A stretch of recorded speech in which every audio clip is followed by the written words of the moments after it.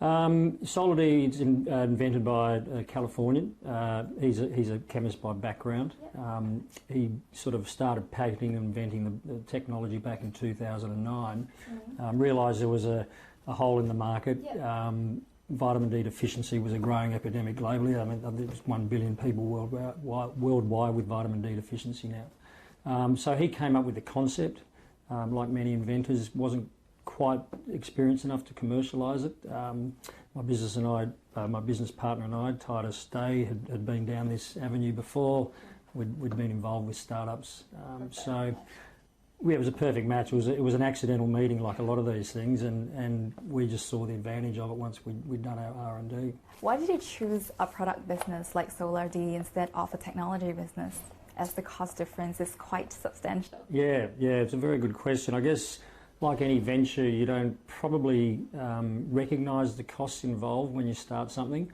Again, coming from my original background was financial markets. I started up my own company, investing and managing other businesses. So I had a background of, I guess, startups, not so much about the product, more about the business and how to develop a business across different models. So how long has it taken to get to where you are now with the business, and what were some of the key milestones and challenges you faced? The technology started being built in 2009. The patents were put in around the same time.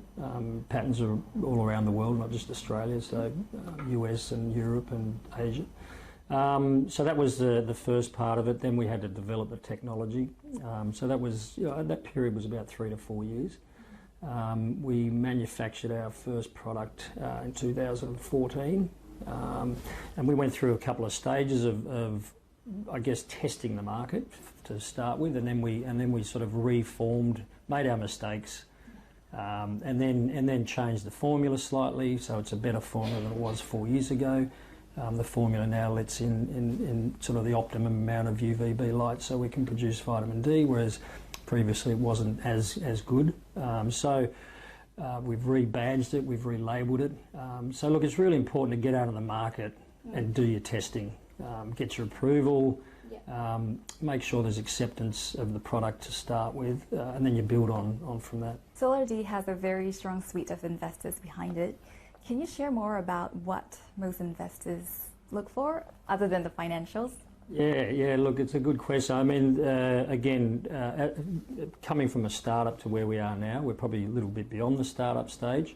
We probably consider ourselves in the SME space. So each time you go to market, my business partner and I, we're invested in the start. We've got family and friends in. So that's sort of that really early stage sort of seeding start. And so people are looking, they're not looking at financials because you don't have any. It's all about the trust in the people running the business.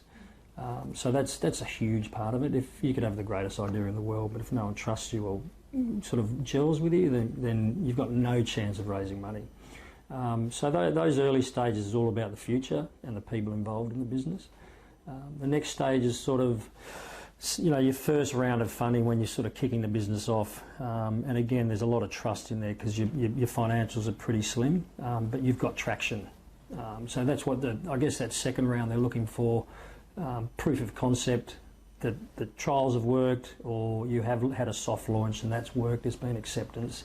In our case, we were in Woolies, which was a huge asset. Although we weren't generating huge space in Woolies, we were in Woolies. So when we were going around to investors saying this is the future, this is where we're in now, this is what we're looking to be in, that's what the investors look at. And now we're sort of, we're in Chemist Warehouse, we're in Woolies.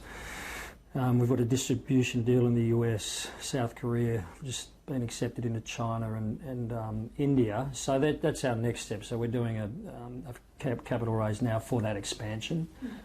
So every step of the way has a different story, I guess, and you're talking to different investors. So the early stage guys, they're taking all the risk.